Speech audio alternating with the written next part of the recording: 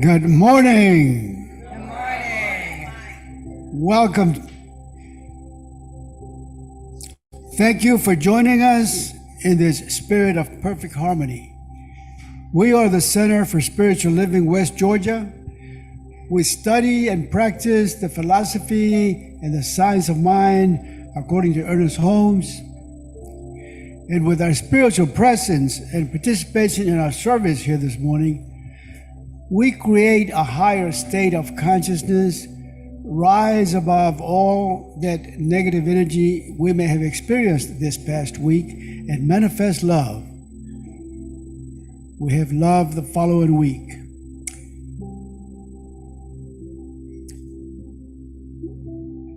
And without further ado, we will proceed with our service with open meditation. Cheryl?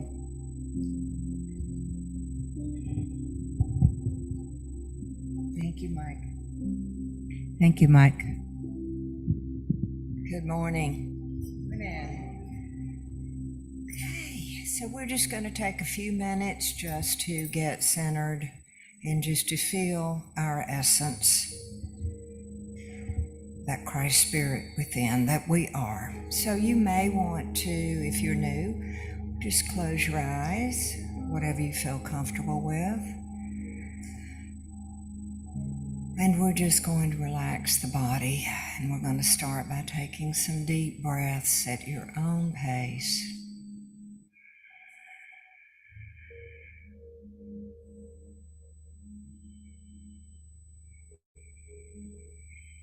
And when we let go, we just feel all the tension draining out of the body.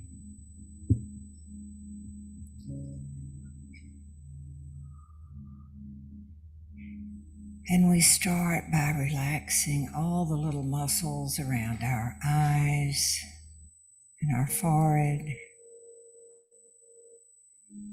down into our cheeks and around the scalp. And as we breathe deeply, we just relax the neck and let the shoulders go. Just let them go.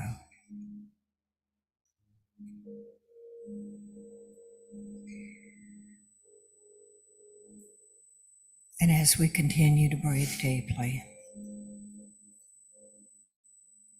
we just feel all the tension in our arms and our torso. Just leaving. We feel relaxed sitting on the chair with our legs relaxed, our feet.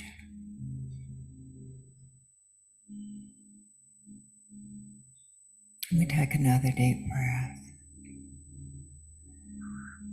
and just let go.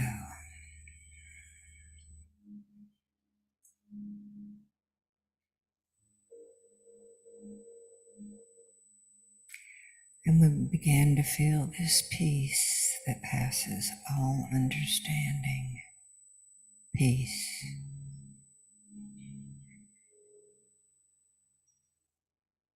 Peace.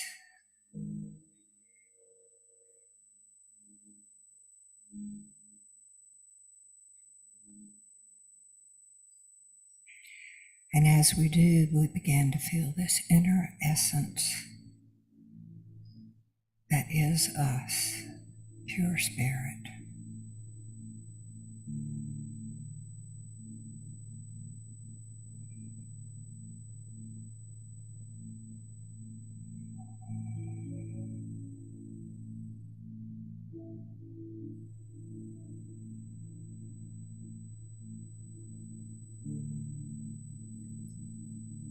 And here feeling our all-powerful presence of spirit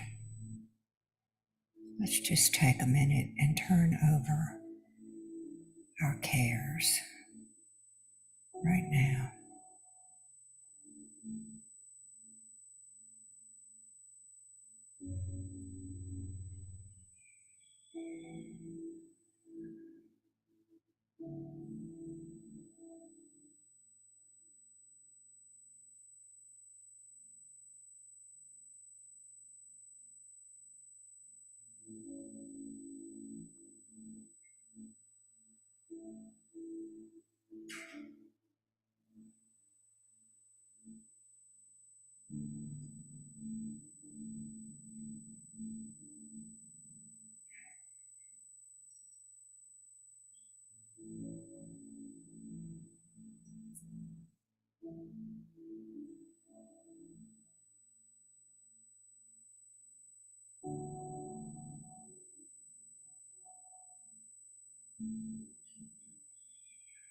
And let us remember this week, when we start to have doubt and fear, come back into this essence, whatever you call it, and ask for guidance and support. So we go forth this week feeling lifted and joyous and happy as we go through the week, giving thanks. And so now we begin to come back into this time and space, feeling renewed.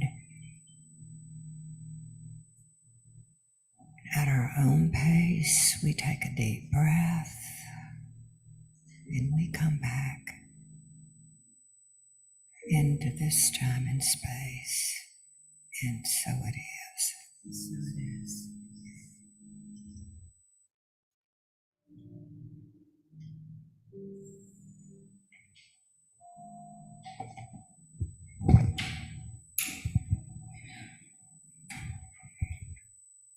Thank you, Cheryl. That was beautiful. And if you all please stand and let us read together our vision and mission statement along with our declaration of principles. CSL West Georgia is a joyful global community where everyone belongs. Through our unique spiritual teachings, we provide a safe environment to experience compassionate living. I believe there is one creative intelligence operating throughout the universe.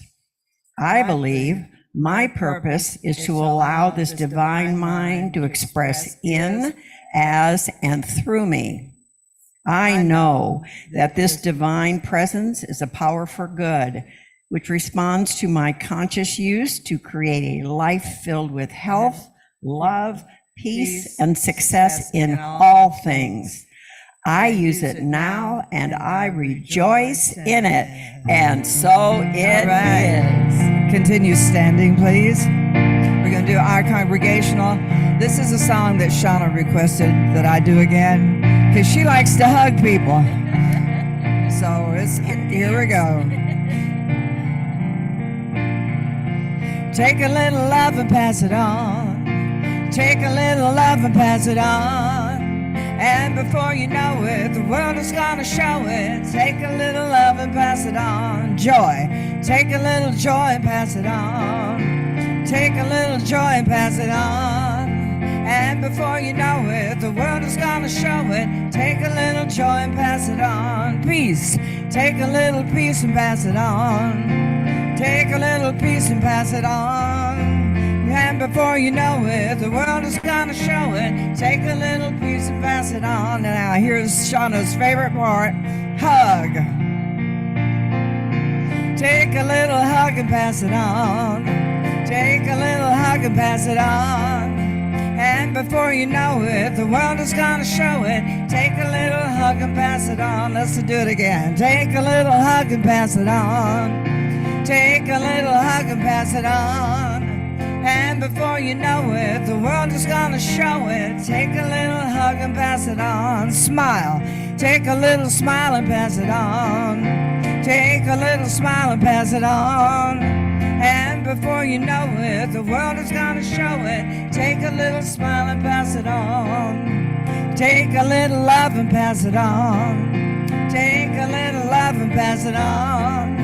And before you know it, the world is gonna show it. Take a little love and pass it on. That was fun. Thank you, everybody. Great participation.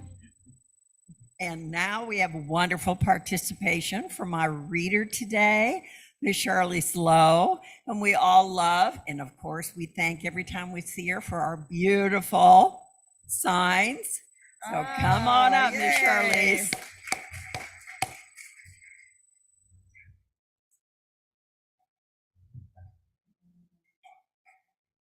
Good morning, everybody. So, microphone. Okay. There you go. So when I was told that I was going to be the reader for today, at the time I said, okay, what am I going to read? I was told, and I actually asked, are you asking me or telling me? but I take it as that I was told. And they're right, Dorothea.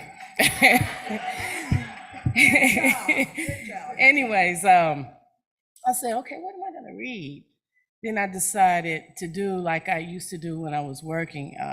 People would always ask me to do the quote for the day. And I would wait and get a quote based on that morning where my energy was. So that's what I decided to do with the reading today. Instead of trying to come up with something then and then practicing on it, I said, I'm just going to wait and see where my energy is to see what to read.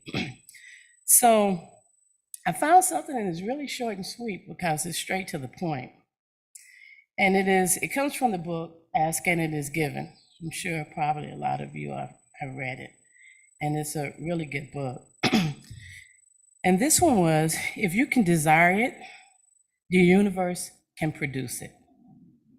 If your involvement in your time, space, reality inspires within you our sincere desire, then the universe has the means to supply the results that you seek. Because your ability to reach for more expands with each achievement that came before, the expansion may feel breathtaking to those not coming to understand the power of it, but it may feel absolutely normal to those who have already come to understand and expect well-being to flow constantly into their experience. The stream of well-being flows even if you do not understand that it does. But when you consciously become aligned with it, your creative endeavors become so much more satisfying, for then you discover that there is absolutely nothing that you can desire that you cannot achieve. And so it is. So it is. Thank you. So it is. Well, I have a song this morning that I want everybody to sing along with me. This is for Connie, who is having some health issues. She was going to be here this morning, but she just didn't feel up to it. And this is for Nelta, who just had gallbladder surgery. So you sing it with me. May you be well. May you be happy. May you be peaceful. May you be loved. May you be well. May you be happy. May you be peaceful. May you be loved. To all of our relations, I bow to you, 'cause we are related. A common thread runs right through, and we can sing this simple song to the ones in need. We can sing for the suffering. May these words melt away their pain. May you be well. May you be happy.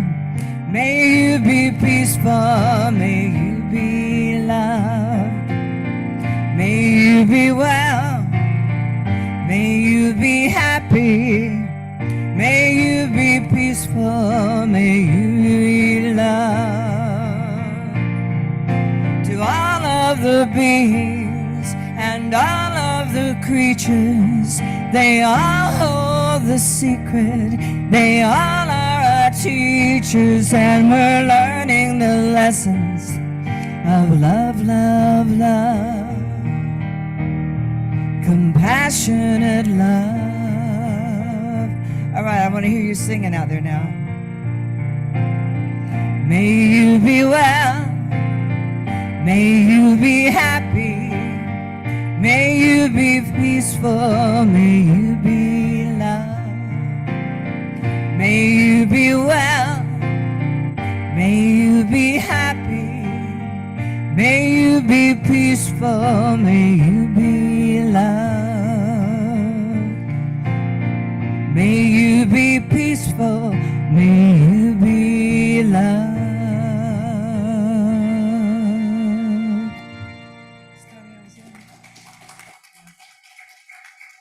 Thank you, everybody.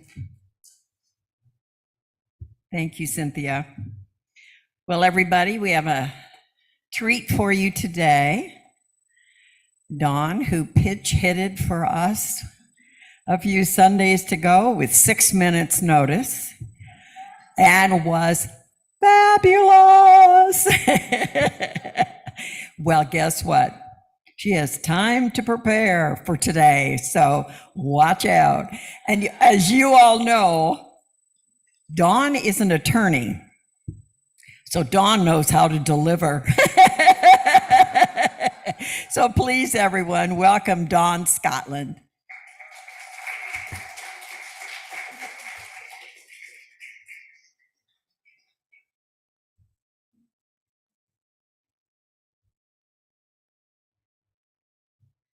Good morning.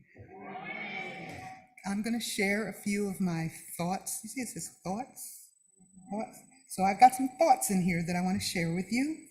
First, thank you for all being here and for giving me your attention. I hope I can say something that inspires you and gives you some new ideas to manifest. How about that? Okay. So,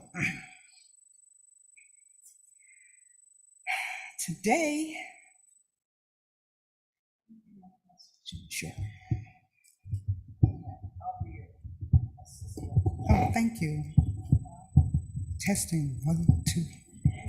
We want to hear everything we're going to manifest. Okay. All right. Very good. Let me find my thoughts here. All right. First, I have a question for you. So you know how they have the icon with the little smiley face, and it has a little light bulb over it, meaning good idea, right? So here's my question. How many light bulbs does it take to change a religious scientist?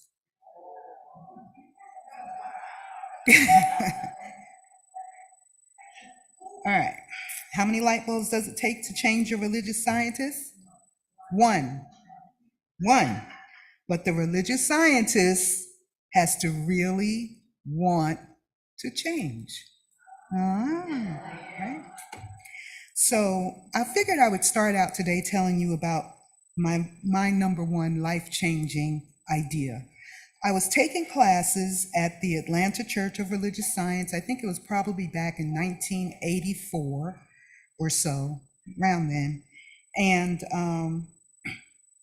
it was after work, and it was an evening class, and I was exhausted. So I'm sitting in the front row, because usually I like to sit in the front row so that I can see everything and hear everything and be engaged. And I kept falling asleep. So I'm in the front row, and I'm going like this. And I think I had my legs crossed, so every time I would doze off, my leg would fall off and it would make a sound.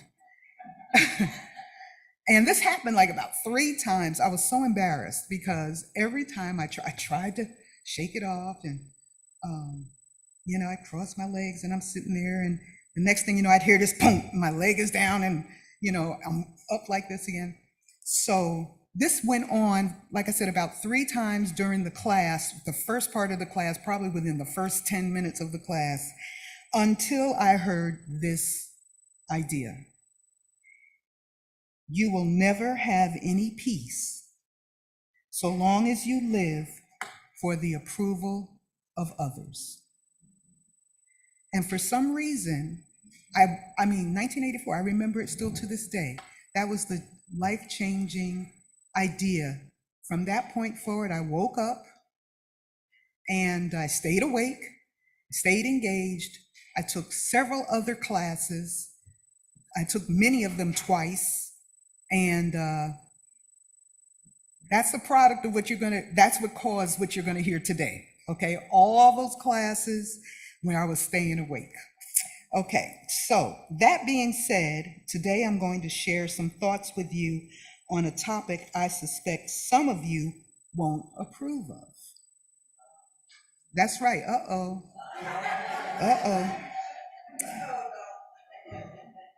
I'm gonna talk about money.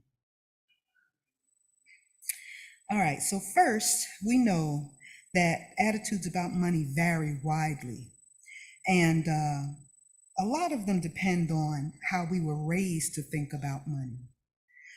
In some circles, talking about money is strictly taboo, or even asking about money. For example, at funerals, you're not supposed to talk about money. How much did the casket cost? How much did the hors d'oeuvres cost? You're not supposed to do that.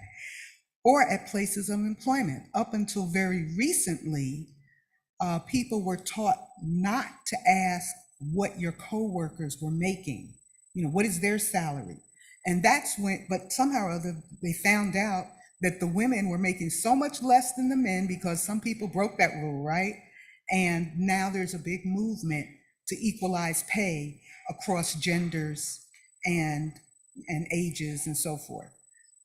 But until just very recently, you could actually be fired for asking or questioning or inquiring about how much money somebody else was making. Isn't that right? And in many social gatherings, it's just considered downright rude to talk about money. So think about this. What did you learn about money growing up? It probably has a bearing on how you relate to money today. I don't remember my parents ever explicitly talking about money. So here I am going into the world as an independent adult at 18, and I didn't have a clue about how to think about money. I see some people shaking their heads. Yep, that was me too. And it had a bearing on how I related to money as an adult, and even to today. So think about some of the common sayings you hear about money. We've all heard about those people who are filthy rich. Remember those? Filthy rich? That's still a common saying. What is that? What is that being rich is filthy? I don't know. And we know that the rich get richer, right? And the poor get poorer. And how many times have we been reminded or reminded someone that money doesn't grow on trees?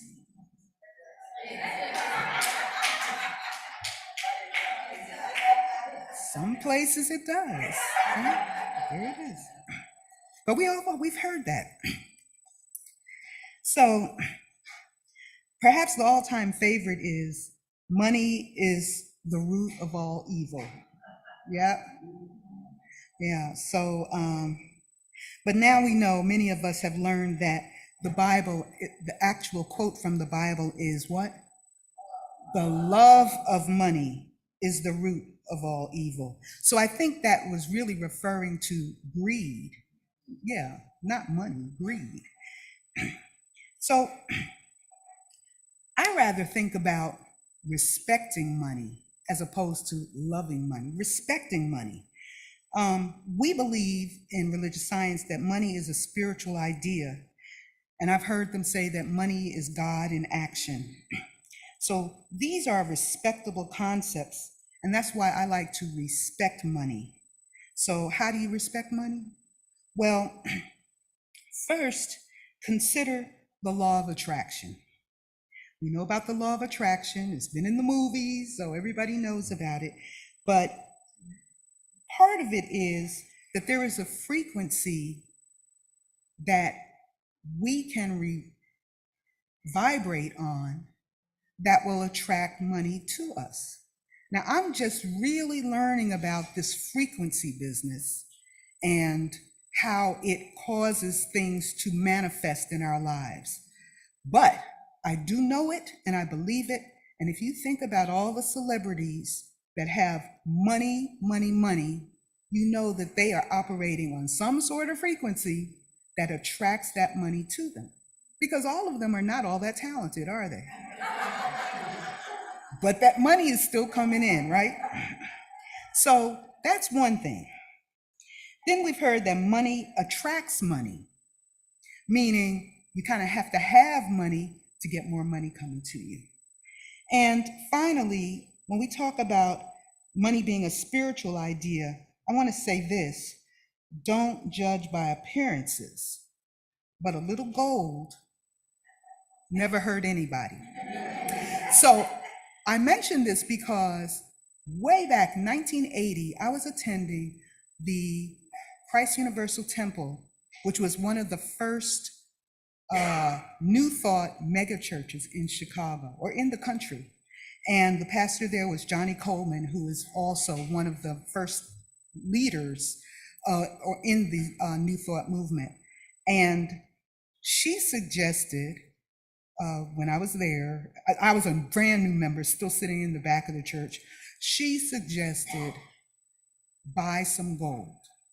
Now, at that time, I told you about my attitude about money. I didn't know anything about money. I did not have that frequency. I wasn't on that frequency.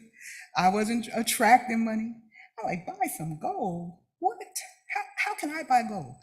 And she said, buy some gold. Why? Because just having some gold around your neck, for example, around your arm, will give you the feeling of rich, the rich feeling. And she said, and we know that to manifest anything, you have to not only be able to see it, but you have to feel it. So, I did it. I saved up a few dollars, and I remember I bought a necklace for $40, which was a big deal to me, but I figured I'd try it. And sure enough, it worked. Next thing you know, I had gold rings, I had gold necklaces, I had gold bracelets. Why? Because for some reason, that first piece of gold, because I used to wear silver, okay? But that first piece of gold, it just seemed to attract more, and for some reason I was able to find a way, not difficult, but find a way to pay for it. So just a story, just a thought. A little gold never hurt anybody. So now I want to talk about other people's money. Other people's money. You've heard that term, other people's money, and usually it's about investing. For example, if you have a business or you have a creative idea that you want to promote, they say use other people's money. Don't use your own money, use other people's money. Well, my grandmother, who was an American Baptist, not a religious scientist, always said this: you can't count another person's money. But I had to share that with you because she's absolutely right. You can't count another person's money. So when you see someone and think that this person can afford to do this or afford to do that, cut it out. It's nonsense. You have no idea what another person's resources are. So First of all, think about this. When I became an attorney, for some reason, everybody thought that I had riches, galore, riches just growing out of everywhere. I was just full of money. But you know what I had? I had school loans, no credit, school loans, and no job. Now, I had a license to practice law, but you can't take a license to practice law to the grocery store and buy food with it. So, but the fact that I had, that I was an attorney made people think, oh, she's got money, she's got plenty of money. So, I've known more attorneys that are bankrupt, that are filing for bankruptcy. And the thing is, nobody talks about it. The only way you know about it is if you knew them personally. There are attorneys out here who are stone broke. But the fact that they have good clothes, a nice car, a nice home, and a business card that says, attorney at law, trust me, you have no idea how much money another person has. Likewise, you have people out here who are just downright perpetrators. Maybe they're trying to use the spiritual principle, like with the cold chains. They say, well, if I get this car and I dress this way, and then I will attract money. Maybe that's it. But the point of the matter is, you have no idea what another person's resources are. So if you're one of those people that looks at somebody and says, well, I know he's got money, I know she's got money, go ask this person, they got money. Stop it. It's nonsense. You cannot do it. The other thing is, don't covet what another person has. The Bible tells you not to covet, and they talk about a person's wife or a person's ox. Well, back in the day, that's what people had as their resources, their farm animals, and the people that helped raise and take care of the farm, the wife and the ox, right?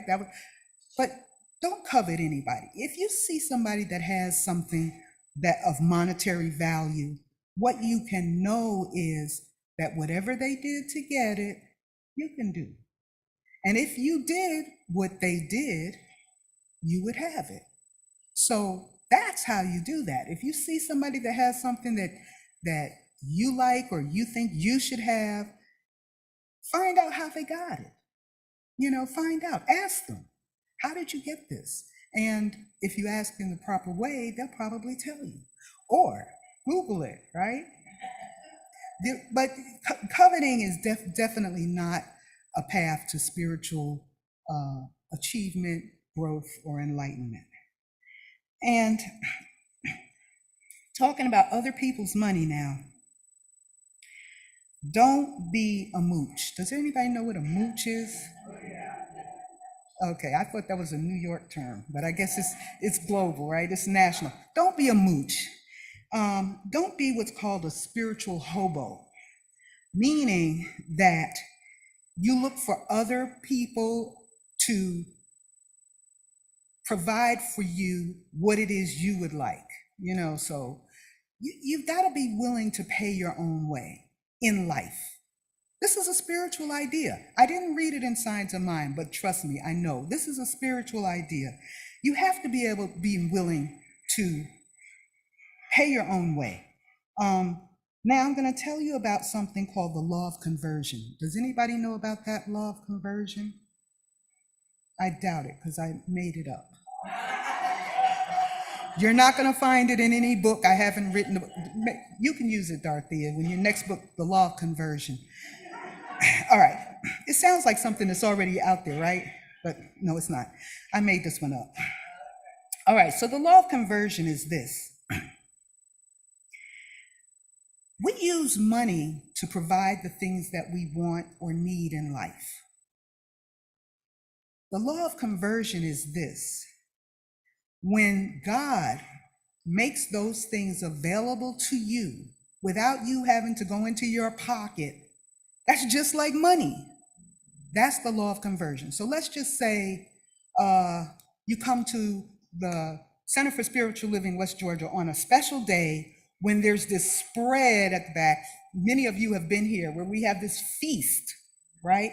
Just like Golden Corral. right? Yes, excuse me, absolutely better than Golden Corral. And all you have to do to have that feast is to get on the line. It's not costing you a dime, right? How much does it cost to go to Golden Corral on a Sunday? At least $15, $20, right? $15. That's $15 worth of a feast. So in your mind, you've got to think, well, I may not have $15 to go to Golden Corral, but I've got something worth that. That's the law of conversion. You've got to convert those experiences into their monetary value so that you will really appreciate them and be grateful for them and realize how much money or money substance you actually have. Let's just say, for example, I know Uber is fairly expensive if you're taking a trip anywhere, any distance. But somebody says, I'll take you, I'm going that way. Hop in my car and I'll take you. So you may have, that ride may have a conversion value of somewhere between $25, $50. I've heard people spending $50 just to get to the courthouse to take care of some business that they had to take care of. Well, if you get a ride from someone, they're not going to ask you for $50 unless it's Uber or a taxi. But if it's someone that says, I'll give you a ride, well, that's $50 worth of money substance. So even though you don't have money, actually, the paper money, the coins, you actually have $50 worth of value. And I think it's a very good spiritual practice to keep that in mind and remember that this is the law of conversion. Because if you had the money, that's what you'd used it for anyway, right? So you have to be mindful of all of the things that have money value that God brings into your life pretty much for free. Were you being in the right place at the right time, or having the right friends, the right associates, or just having the right smile, So the law of conversion, keep that in mind. Now, finally, well, not finally, but I also want to we're talking about other people's money. Let's talk about the law of circulation. Don't hoard money, circulate it. Money is a tool that God has provided us to do the things that we want to do or that we need to do, but you have to circulate it. You can't just sew it up in your mattress, or even like some people, they put it in the bank and just leave it there and then lead a meager life or a life of lack, when the money is there for you to use. And the way you use it is to circulate it. The way you use it is to spend it on the things that you need and that you want. That's how money is designed to work. I've got to read you something.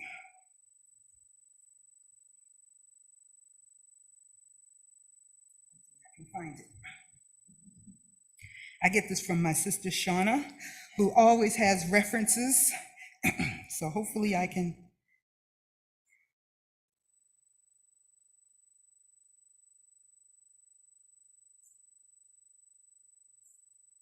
Hopefully I can find it for you. Okay, so this goes to the point of circulating money. And I'm reading to you from Matthew 25, 25th chapter, the 14th to the 30th verse. This is Jesus talking, and he is explaining to his audience what the kingdom of heaven is like. And he says, for the kingdom of heaven is as a man traveling into a far country, who called his own servants and delivered unto them his goods. And unto one he gave 5 talents, talents being pieces of money. Talents came in gold or silver. This parable does not tell you which, but we do know it's something of value. So he gave to one of his servants he gave 5 talents, to another he gave 2, and to another 1, to every man according to his several ability. And straightway he took his journey, he left. Then he that had received the 5 talents went and traded with the same, and made them other 5 talents. And likewise he that had received 2, he also gained other 2. But he that had received the 1 talent went and digged in the earth, and hid his Lord's money. After a long time, the Lord of those servants cometh back, and reckoneth with them. And so he that had received 5 talents came and brought other 5 talents, saying, Lord, thou deliverest unto me 5 talents. Behold, I have gained beside them 5 talents more. His Lord said unto him, Well done, thou good and faithful servant. Thou hast been faithful over a few things. I will make thee ruler over many things. Enter thou into the joy of thy Lord. He also that had received 2 talents came and said, Lord, thou deliverest unto me 2 talents. Behold, I have gained 2 other talents beside them. His Lord said unto him, Well done, good and faithful servant. Thou hast been faithful over a few things. I will make thee ruler over many things. Enter thou into the joy of thy Lord. Then he which had received the 1 talent came and said, Lord, I knew thee that thou art an hard man, reaping where thou hast not sown, and gathering where thou hast not strawed. And I was afraid. Let me say that again. And I was afraid, and went and hid thy talent in the earth. Lo, there thou hast, that is thine. So he had the 1 talent, and he gives it to his employer. That's all I got. You gave me 1, I'm giving you back 1. His Lord answered and said unto him, Thou wicked and slothful servant, thou knewest that I reap where I sowed not, and gather where I have not strawed. Thou oughtest therefore to have put my money to the exchangers, and then at my coming I should have received my own with usury. Usury being interest, with interest. So he says, Take therefore the talent from him, and give it unto him which has 10 talents. So now this guy has 21 talents, right? And this is just handed to him. And he says, and give it to the one that has 10 talents. For unto every one that hath shall be given. For unto every one that hath shall be given, and he shall have abundance. But from him that hath not shall be taken away, even that which he hath. And cast ye the unprofitable servant into outer darkness, and there shall be weeping and gnashing of teeth. So the point of the parable is what? You're expected to take money and do something profitable with it. Don't hoard money. Don't just hide it away out of fear that you're going to need it one day and it won't be there. You're supposed to use money to make money or to do something profitable with it. So this is Jesus's parable for how you should be using your money. Got it? Okay. So I want to talk to you about good stewardship. Stewardship, a steward is a manager of someone else's property. We all know Psalms 24, first verse says, the earth is the Lord and the fullness thereof. In other words, everything belongs to God. Can we agree on that? Everything belongs to God? Okay, so if everything belongs to God, everything that we have at our disposal is sort of on loan to us from God, and we are supposed to be good stewards. That means we're supposed to be good managers of what God has graced us with. Now, This goes back to the law of conversion as well, because what I want to tell you is from a spiritual standpoint, it's not a good idea to waste. It's not a good idea to waste money. It's not a good idea to waste food that is in the law of conversion money. It's not a good idea to waste time, which under the law of conversion, time is money, right? It is not a good idea to waste talent. As a good steward, we have a responsibility to use things wisely and make profitable use of the gifts that God has given us. So that's stewardship. Any questions?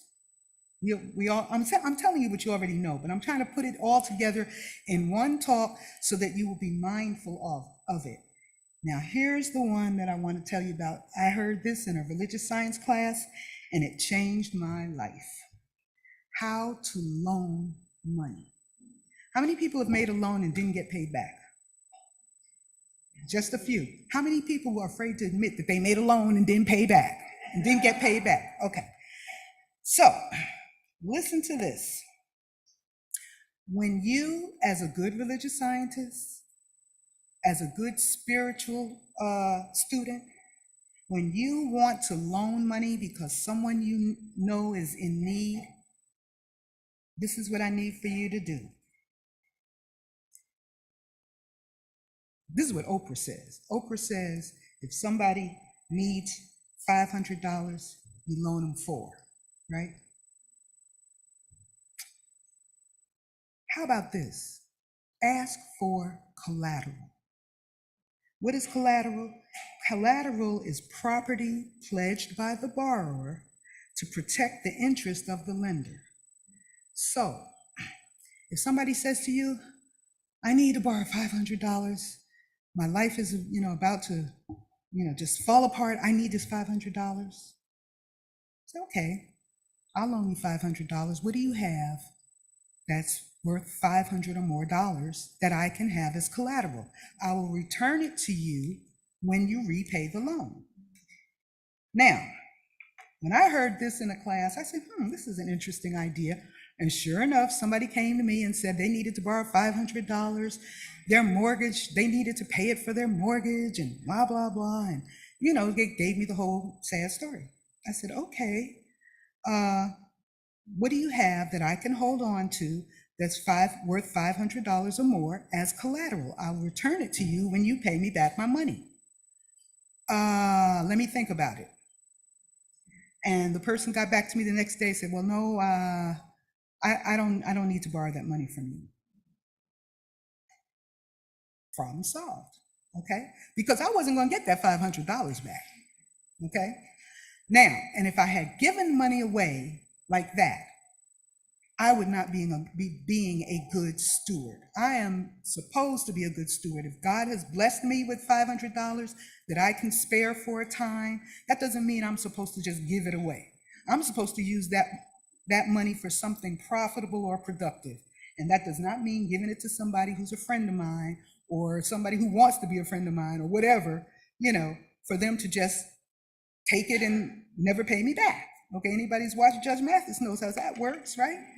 If you watch Judge Judy, you know how that works. None of those people that end up on Judge Mathis or Judge Judy have collateral.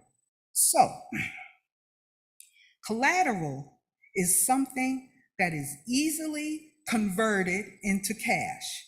It is something that has value in the wider market. It's not something that, this car that doesn't work, that's, been sitting on the front lawn on bricks or whatever, and, well, it's worth $500. You need, if it's going to be a car, it has to be a car that's running in good condition and has its tags on it, so that if the person does not pay you back, you have not lost anything. And maybe, depending on the value of the collateral, you have gained something. Banks use collateral all the time. When you buy a house, the house is the collateral. They're not worried if you don't pay your mortgage. They're going to give you 3 months, and after 3 months, they're going to come and have you evicted out of that house, no matter how much money you have paid over the course of years. and they're going to take that house, and you will have nothing because the house is pledged for the loan. The house stands to back the loan. The house is collateral. Similarly, if you have a car and you don't pay the note, you get behind on your note, the finance company doesn't care. They're going to come take that car, and they're going to resell the car, and they're going to make more money. They're using good spiritual principles, even though they're not religious scientists for the most part. But these are business people, and what they're doing is they're using their property in a way where they are going to make productive and profitable use. This is a good idea. Trust me. I made a loan to someone using the same principle. This is why it's good to take classes, because you get good ideas. So I followed the new idea, and I told the fella, and it was a man, and I said, I need some collateral. And he says, collateral? And I said, well, I need, like, what about that gold chain around your neck? He was another gold chain person.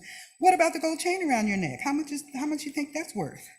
And I said, okay, well, tell you what, give me that gold chain and give me that ring on your finger. I will hold it, and I will give it back to you when you pay me back. So I loaned him the money for his mortgage. 2 days he came back with the money to get his stuff back. 2 days. I was happy. I didn't have anything to lose. And being an attorney, dealing with people with cash, because, they have to pay fees sometimes, and they say, I don't have it, can you, give me your collateral. And I had a safe deposit box. I would take that, whatever property they gave me. I just thought of someone. I know someone right now, an attorney friend of mine, who ended up with a golf cart because she took that as collateral, and she uses it, even to this day, because the client never came through with the rest of the money. But, she didn't get snookered, right? So anyway, keep that in mind. This is how you loan money. Be a good student of religious science. Make sure that you're a good steward, and get that collateral before you make a loan. And I don't know why Oprah didn't think about that. I guess she was just ready to give away her money because she had so much, right? Okay, finally, let me go back to page 1. All right, it says here, you will never have any peace so long as you live for the approval of others. Okay, so that being said, I am going to talk to you about the T word. What am I talking about? The T word, tithing. Tithing. All right, so what is a tithe? We've heard about the tithes. Most people hate even thinking about tithes, let alone talking about them. But anyway, so the tithe is 10% of a tangible gain. The whole idea is churches all over the world ask people to tithe. That means give 10% of your income to the church, right? And people are up in arms. They've been up in arms for decades, centuries. They just don't want to give up that 10%. I don't get it. But anyway, I'm going to tell you what I think about tithing. All right, so it's 10% of tangible gain. It is not your time. You cannot tithe your time. Tithing is not your talents. You cannot contribute your talents and call yourself tithing. That's making a contribution, and I'm sure it's appreciated wherever it goes. But a tithe is 10% of your tangible gain. For most of us, it is our income, wherever we get our income from. If you tithe off of your gross income, it's 10%. If you tithe off of your net income, that means after taxes. When you get that tax return, you're supposed to tithe 10% off that tax return. That's tithing. Now, tithing is not the law. There's no law that says you have to tithe. But let me tell you what tithes are for. Tithes started out back in biblical times when the church took care of the Levites who were the ministers. It was a whole class of people called Levites. They were ministers, and orphans and widows. That's what the tithe was for. The tithe was to pay the ministers because the Levites were not allowed to have land or farm animals or farms. So the only thing that they had to live off of was the contributions from the populace, 10%. And it was to pay for orphans and widows who also did not really have the wherewithal to support themselves.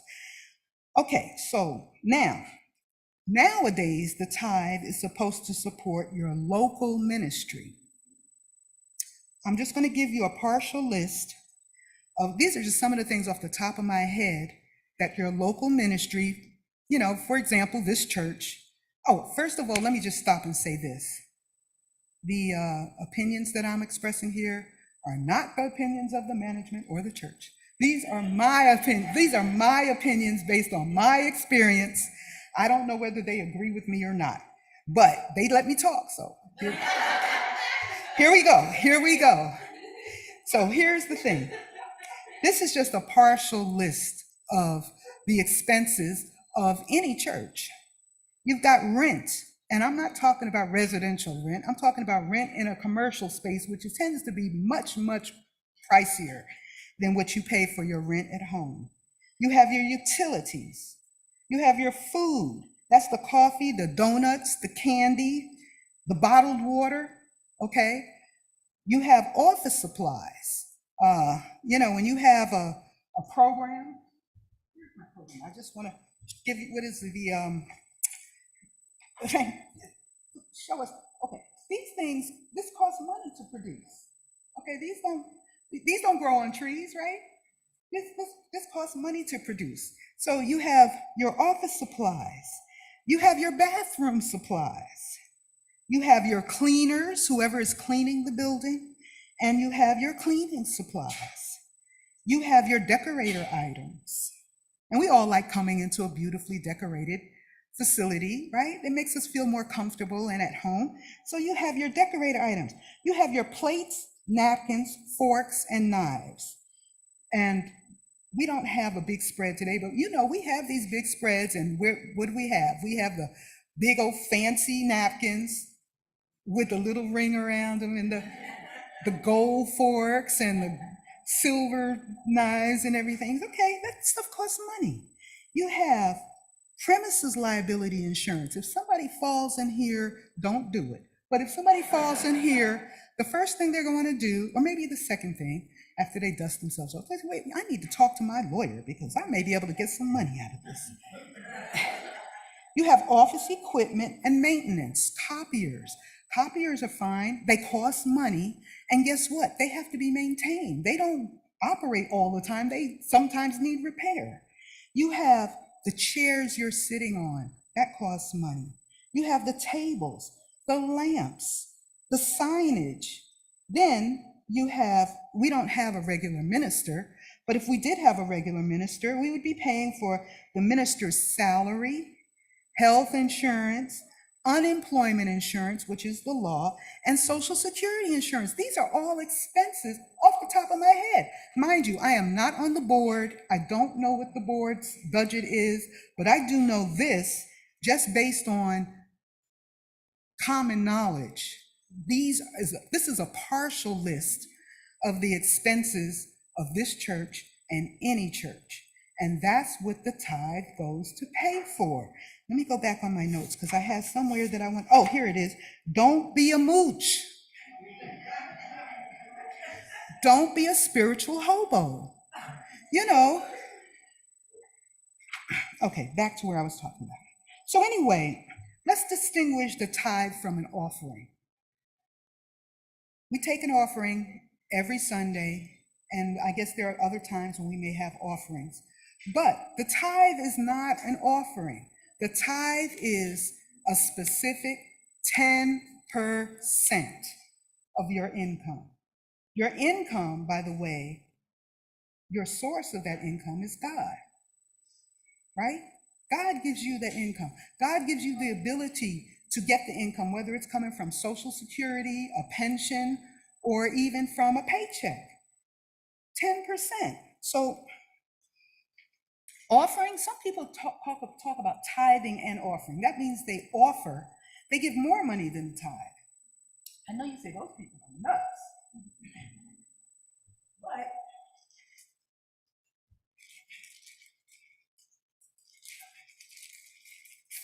got some money here. Let's see. Can I get a volunteer from the audience, please? All right, so I'm looking at this. Oh yeah, come on up here so everybody can see you. Yeah. All right, so this money says right here, in God we trust. In case you didn't notice, in God. It doesn't say in the US government we trust. It says in God we trust. In God we trust. Okay, so let's just pretend I'm God. All right, I know, I am God. I am an individualized expression of God. I understand, but this is just for the sake of a suggestion. This is my money, Miss Religious Scientist. I am going to give this money to you because I love you. And I trust you to manage your affairs and supply your needs with this money, okay? 1, 2, 3, 4. You can use 2 hands if you need them. 5, 6, 7, 8, 9, 10. For demonstration purposes only. Okay, now, tithing. I need 10% back. Why? Because you got to support your church. You don't want to be a mooch. Okay. You're welcome. Now, we're gonna donate this to the church so that they can pay for the rent, the utilities, the food, the office supplies, the bathroom supplies, cleaners, and so on. You have enough? Do you have enough there to take care of yourself? Plenty. You have, say it again. I got plenty. Good, come over here. Come here. I got plenty. Thank you, religious scientists. Can I say something? Because I've had a lot of experience in this. I know about tithing. Because when I was broke, dead broke, starting a new business, didn't have a job, this is very short. Some weeks I only had $10. So I thought this law either works or it doesn't work. Amen. So I'm going to test it out. Amen. And I would give that 10% religiously. And what wound up is that I got everything monetarily and in life, what I wanted very rapidly. So I can tell you this works. Are you through with me? Give it to the church. This is just for. And the more you give, the more you get. Okay, thank you so much for that. So now I need another volunteer from the audience. Got some more money here. Volunteer? Volunteer? Okay.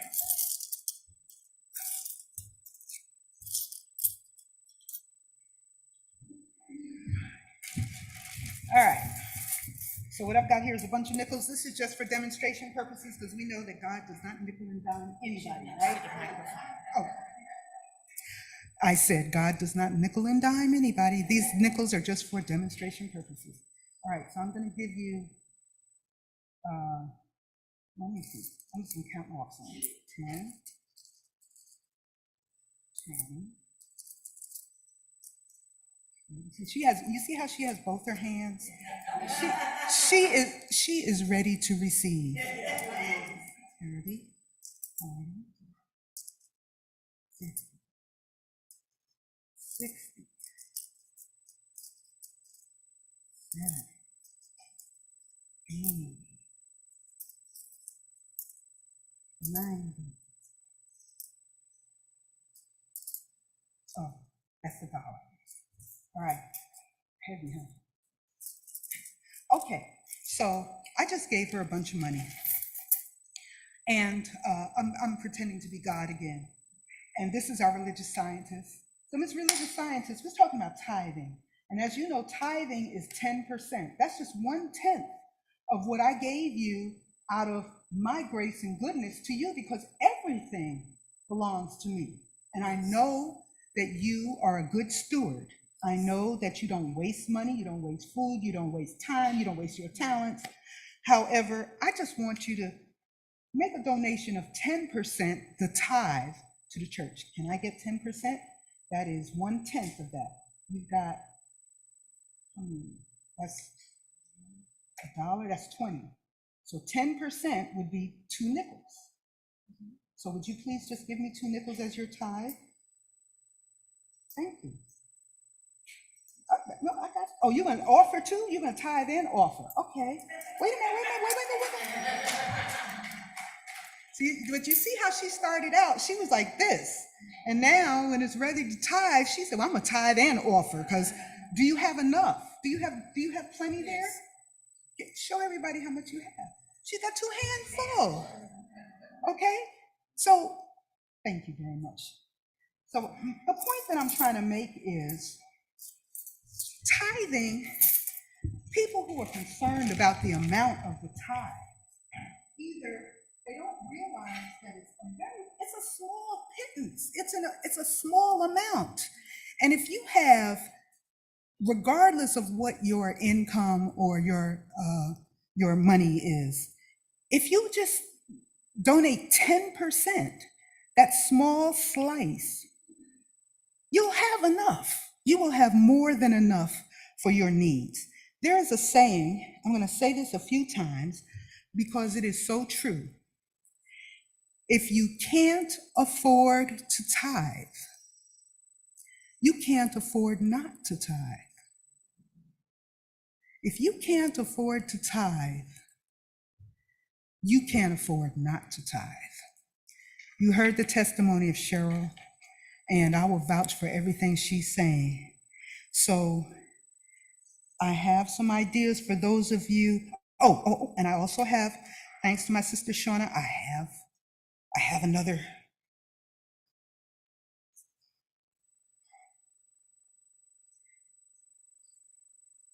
Here we go. Malachi 3:10. This is from the Bible. Bring ye all the tithes into the storehouse, that there may be meat in my house, and prove me now herewith, saith the Lord of hosts, if I will not open you the windows of heaven and pour you out a blessing, that there shall be not room enough to receive it. God will pour you out a blessing that there will not be room enough for you to receive. Just try it. So I have a couple of suggestions for you about tithing. One is try it for 3 months. That's how I started tithing. I tried it because someone challenged me. They said, just try it. What have you got to lose? Either it works or it doesn't. Do it for 3 months, no cheating, and see what happens. And let me tell you, I am a tither. Am I right? All right. Here's another thing. Try this. Put aside an additional 10% for yourself, because you'll still have 80% to work with. So if God gives you all of this, and you say, okay, well, I'm just going to try tithing for 3 months. And just so that I don't feel like no one's making a fool of me, I'm going to put another 10% in my cookie jar for myself. And at the end of this experiment, even if this doesn't work, I will at least put some money aside for myself. 10%. Look how much more you got. You've got plenty. You've got plenty. So in this 3-month experiment, just put aside another 10% for yourself and let it add up and just see what happens. Finally, keep a record of your conversion blessings. As you tithe, keep a record, just, keep it on a notepad. Oh, someone gave me a ride today. That ride, if I had taken Uber, would have cost me $15. Just add that $15, add it up, and by the end of the month, see how many conversion blessings you've received once you start tithing. Finally, I want to talk about tithing. Tithing makes you a better person because it fosters an attitude of gratitude. When you tithe, if you can't be grateful for the rest of this, there's something wrong with you. When you give your 10% and you've got 90% left, and you can't say, thank you, God, for this 90% that I've got to use for myself, something's wrong with you. It gives you a self-discipline. It makes your tithe is supposed to come off the top. So when you get paid, you figure out 10% and write that check or make that donation. Here we can donate online. You don't have to wait till Sunday to donate. Payday. When you get that paycheck, when you see it's in your bank account, do your donation then, just for 3 months, just to see what happens. And then practice good stewardship because you've got 90%. And you know that 90% is supposed to be more than enough. If you are a good steward, I guarantee you, it will be far more than enough for you to do everything you need to do and probably many of the things that you want to do. And it also fosters faithfulness because it takes faith to believe that what I'm saying and what Cheryl said is true. Now we don't get a commission off of your tithe, but what we're trying to do is to make sure that you take advantage of the spiritual blessings and benefits that are available to you, even though it may sound counterintuitive. This is the truth. Like Cheryl said, tithing works. So all these characteristics, self-discipline, good stewardship, faithfulness, and an attitude of gratitude, all these characteristics advance your spiritual maturity and growth. So there are so many benefits to tithing. There, nobody threw tomatoes at me. I finished talking about tithing. Okay. Whew. All right, so what I would like to do now is, that's really the end of my talk, the substance of my talk, but I wanted to close with a treatment that I am going to read very slowly because I know you haven't heard it before, and I want you to kind of take it in and take it for yourself, okay? I know there is one God, one power, one divine spirit operating in the universe and operating in my life now. That's why I know I am and I will continue to be prosperous. This is what God wants for me. Through the Christ in me, I am now free of every limitation, financial and otherwise. Prosperity manifests through me now. My good comes only from God. My good comes only from God.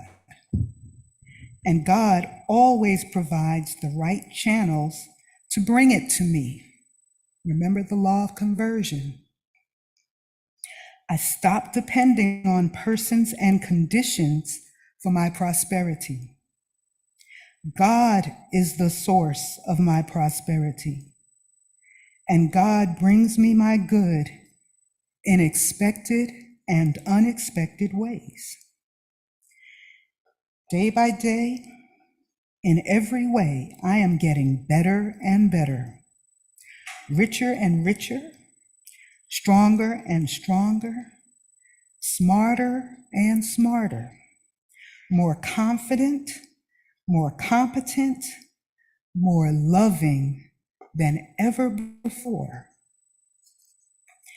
I radiate only the highest and best, so I attract only the highest and best to me. putting God first, I tithe my way to abundant living. And I refuse to give up. I continue steadily, knowing no one and no thing can keep my good from me. Thank you, Father. Thank you, Father. Thank you, Father. My life is in your hands, and so it is. So it is. Okay. Thank you. Thank you. Thank you. Thank you. Oh, thank you. My song this morning is about manifesting reality. So that goes along with our talk. It's a song I wrote. It's called So It Is. Uh-oh, what was that? That wasn't it. Hold on. Turn it up.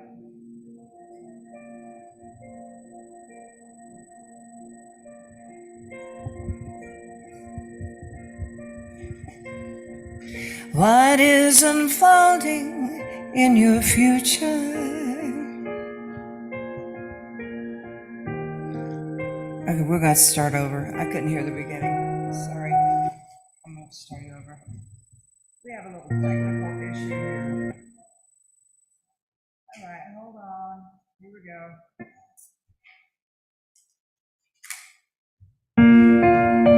Thank you.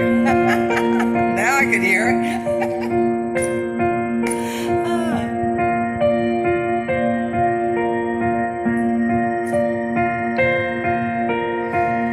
What is unfolding in your future?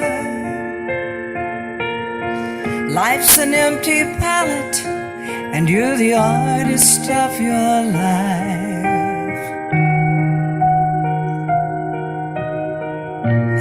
What your mind can conceive, and what your heart can believe you can achieve. You can manifest your life, and so it is.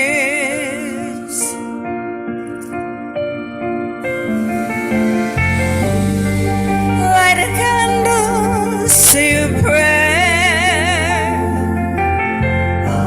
tell your dreams to the universe out there. Meditate, visualize, believe. Open your heart and be willing to receive. And you can change reality in accordance to your will and imagination. You create your life, and so it is. Close your eyes to see the future your soul led you to dream of. You create your life, and so it is. You create your life, and so it is. And so it is. And so it is. And so it is.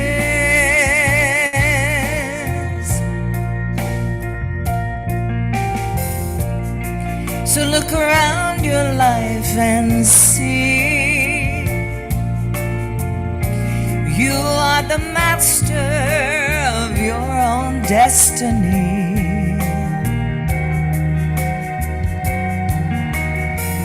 You have allowed sorrow and pain,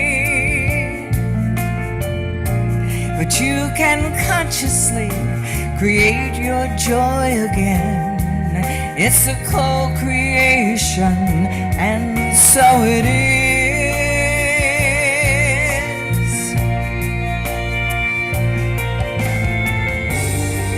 Light a candle,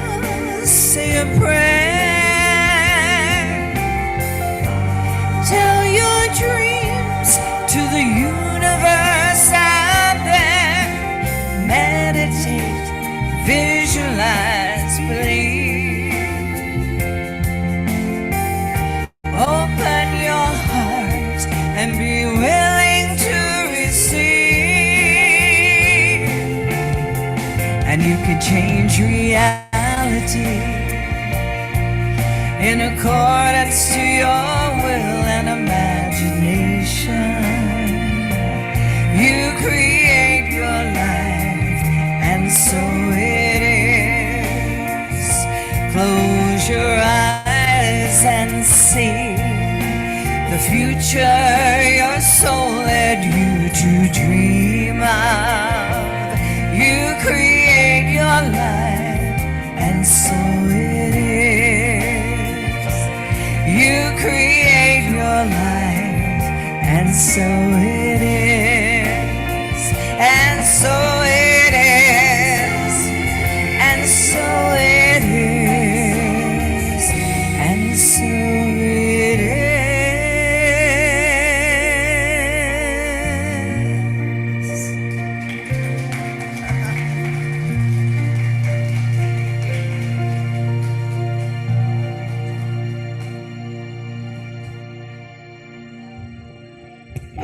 Wow. I think it's absolutely one of my favorite songs you do. And you wrote that. Yes, I did. Cynthia wrote that. Fabulous song. If you don't have it on her CD, get it. Play it at home, listen to it, and understand it. It is gorgeous. And I think that Dawn kind of said it all today. Okay, wasn't it wonderful? Whole new thought about giving, and we all understand money is a spiritual, what we think is a spiritual activity here. Spiritual giving is an opportunity to express our gratitude and open our consciousness to receive greater abundance. It is a practice of participating in the circulation of universal good. We have 3 ways to give here at CSL West Georgia. You can put cash or a check in the envelope found in your bulletin. You can donate electronically with your phone by using the information found on the back of the bulletin. This information is also being placed in the chat window for our online viewers. You can also donate online using your personal Breeze account. And we acknowledge online giving by using an online giving card. If you did not pick one of these up at the door, please take one from our usher and place it in the collection plate. Now, as one consciousness for prosperity, let us say together, freely I give with a feeling of abundance, knowing that my gift blesses others and myself as well.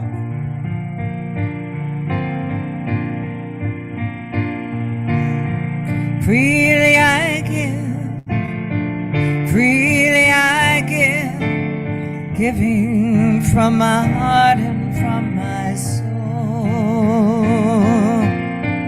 Freely I give, freely I give, and the gifts come back to me tenfold. Lovingly I give, lovingly I give, giving from my heart and from my soul. Lovingly I give, lovingly I give, and the gifts come back to me tenfold.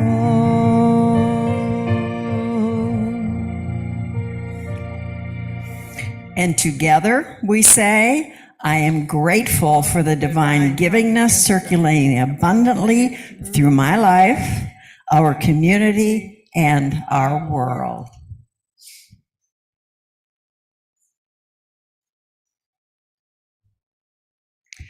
Our announcements this morning. Reverend Merle will be here again next Sunday. Yay. So we're excited about that. We always enjoy Reverend Merle. And I'm sure he's headed down to the 3:00 service down in Atlanta today, where next week he'll be here early with us. And I'd like to have Dorothea come up. We have a wonderful Thursday night gathering that we're doing here at the church and online. And Dorothea's going to come up and speak to you about it. All right. All right.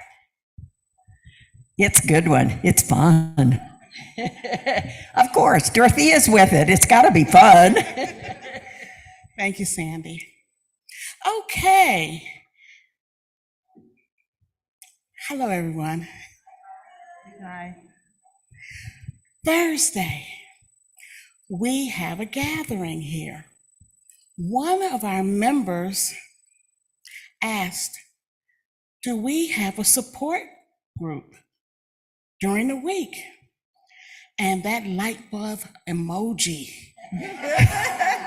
went off in front of myself and Ronnie.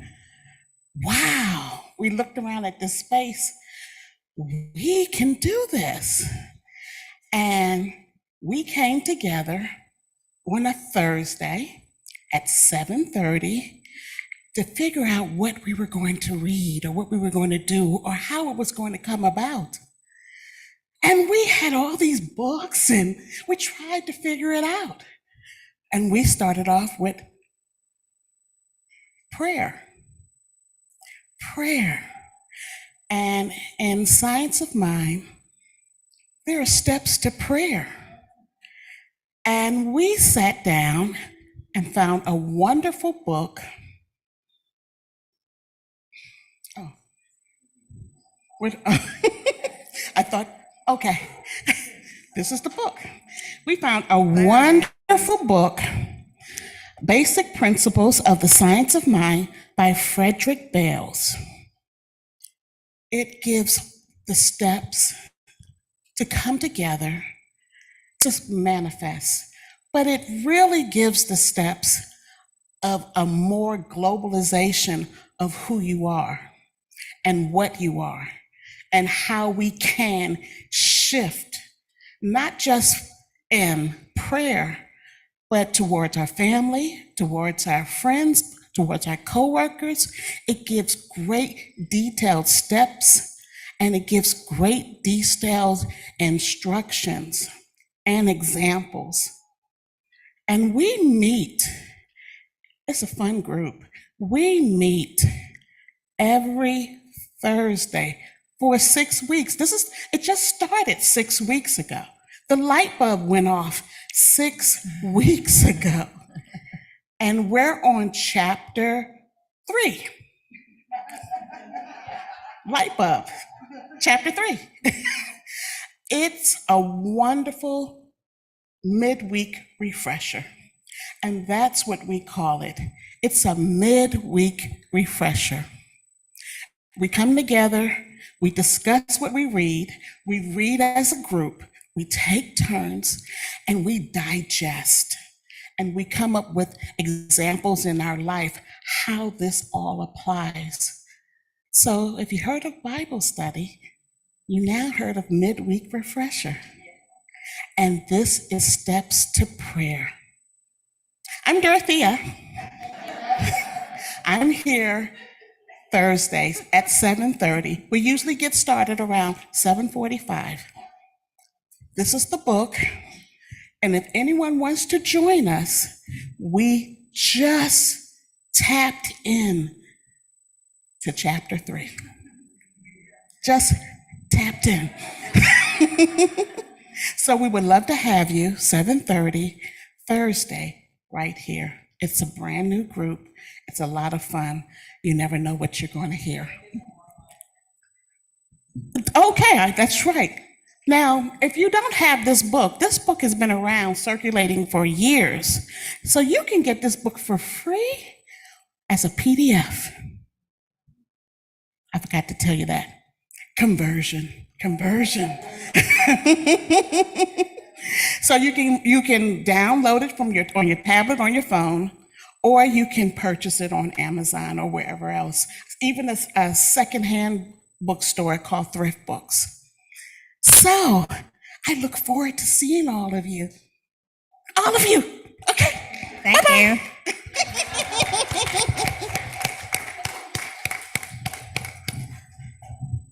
I have to tell you, that is literally a come on down. Thank you, Dorothea. And I have to tell you, I don't drive at night, and so Dorothea's got me all set up where I can join online, and it's fun. I mean, and she makes sure that we get to see everybody and chat. It is absolutely wonderful. I have the book, and I just write. So, yeah, How do please, you get online to do it?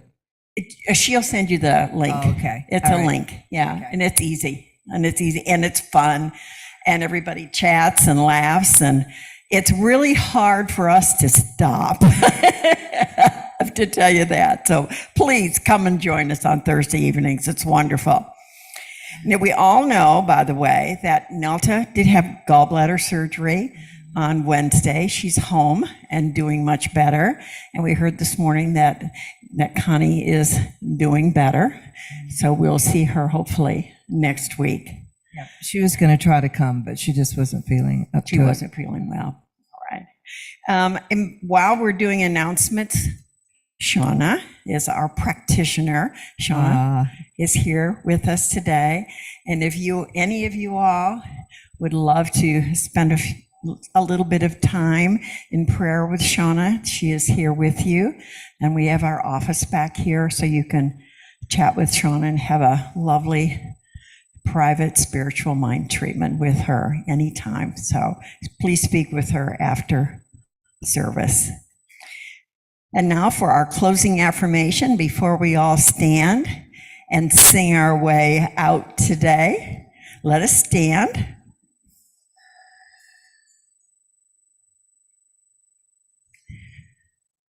And together, we go forth today knowing that we are God's blessing in the world. Only good comes from us. Only good comes to us. And so it is.